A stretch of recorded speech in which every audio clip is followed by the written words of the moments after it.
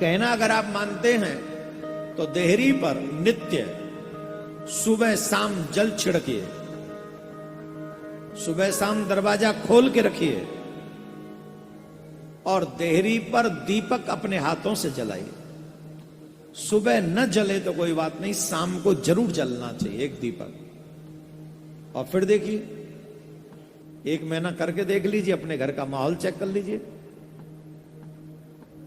Check तो करिए। बोले कहां हम बाबा जी जोगी आदमी, तुम्हें मीठी खीर खानी, इसीलिए तुम्हें लाने में हमको कष्ट होता है। और बाबा अलख निरंजन, अलख निरंजन। तो वहां से एक बड़ी भारी तगड़ी देवी निकली। क्या? बोले ये देवी हमारे संग है, खीर खाने का मन कर रहा है इनका, अगर खीर बना के दे सको तो ये खा लेंगे। भड़क गई। कई घरों में चले जाओ, कई घरों में चले जाओ, ऐसे तमाम लोग मिलेंगे। कोई अतिथि आ जाए और कह दे भाई थोड़ी एक रोटी मिलेगी क्या? खीर खानी तेरी भाई पत्नी को, बनाऊंगी मैं, नौकर लग रही हो क्या? भागो यहां से।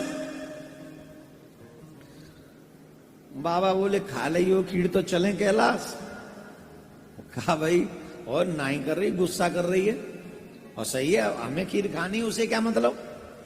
बाबा नहीं मुझे तो खीर खानी। बोले और कहां का डग्गा खब्बा होगी बताओ?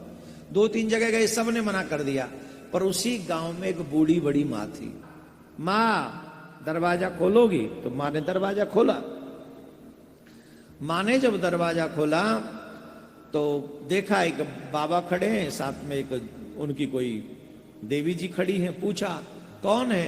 बोले हम यहीं से भ्रमण करते हुए जा रहे थे, माँ आप कृपा करके हमारी देवी जी को खीर खानी है, अगर आप कृपा कर दें तो ये खीर खाना चाहती हूं। बाबा आप बैठो भीतर, अभी दूध और चावल नहीं है, मैं व्यवस्था करके लाती हूं, आप बैठ जाओ। पड़ोसियों के यहां गई, 10 जगह मांगा तो 2 जगह से मिला, एक जगह से दूध और एक जगह से चावल। और उसने चूल्हे में आग लगाई, चूल्हे में आग लगाकर खीर बनाई। खीर बढ़िया औटा के खीर जो कुकर में बनती, कुकर में तो नहीं बनती होगी, किसमें बनती है? बरोसी में। और खूब देर तक औटम दई।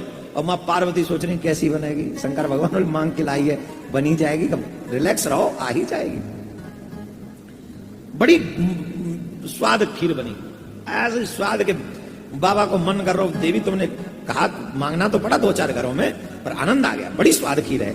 मैया ने भी जम के पाई खीर, बोले आनंद आ गया बाबा, बहुत अच्छी खीर है। बाबा एक काम करो ना, मैया को कुछ दो, हम मैया के यहाँ कुछ। देखो भगवान किसी के यहाँ कुछ भी ग्रहण करता है, रखता नहीं है। सिंपल सिद्धांत अगर मैं आपको बताऊं, अगर आप किसी के यहां से कोई काम कर रहे हैं, किसी ने आपके ऊपर कोई उपकार किया है, उसका उपकार रखना नहीं चाहिए, नहीं तो अगले जन्म में ऋणी बन के आना पड़ेगा। तो उसने जो उपकार किया उसके फलस्वरूप तुम्हें भी कुछ करना चाहिए, तो वो बराबर, उसके लिए फिर तुम्हें नहीं आना पड़ेगा। और यही सिद्धांत है, रिक्शा वाला में ले जाता, हम रिक्शे वाले को पैसा दे देते, बात खत्म। सब्जी वाला में सब्जी देता, हम पैसा दे देते, बात खत्म। कोई ऋण नहीं किसी का। लेकिन कोई जबरदस्ती, कोई मतलब अपने यहां हमें भोजन करा दे और हम जीवन में उसे कुछ कहें ही ना और थैंक यू भी ना बोले, ये ब्राह्मण देव जिसके यहाँ जाते खाते हैं, आशीर्वाद दे के आ जाते, बात खत्म।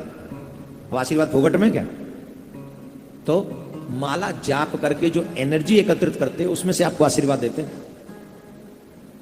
ये जो आप कहते हो ना महाराज आशीर्वाद दे दो, क्या है? पैसा देना आसान है, आशीर्वाद देना आसान नहीं है।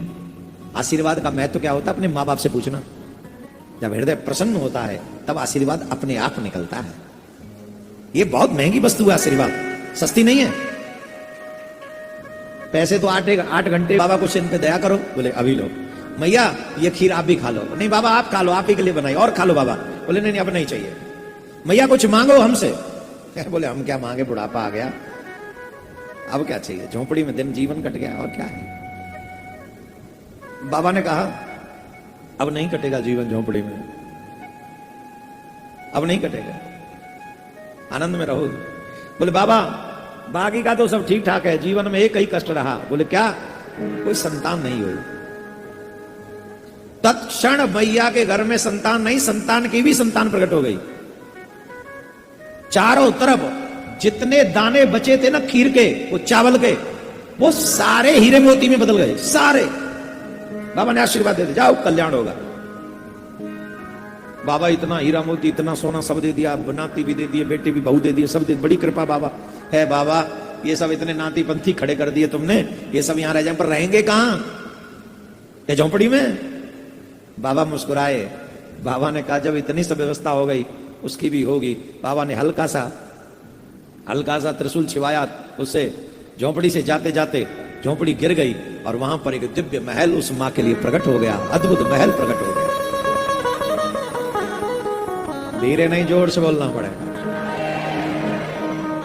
आप और हम जब भगवान को भोग लगाते हैं तो ये ना समझे कि भगवान को दे के हमारा खत्म हो गया। जितना हम भगवान को समर्पित करते हैं, उसके लाखों करोड़ों गुना भगवान हमको देते हैं, क्योंकि भगवान अपने पास किसी का ऋण नहीं रखते, भगवान सबको वापस करते हैं। इसलिए धर्मात्मा मनुष्य वही है जो ज्यादा से ज्यादा भगवान की सेवा में अपना तन, मन और धन समर्पित करता है, वही धर्म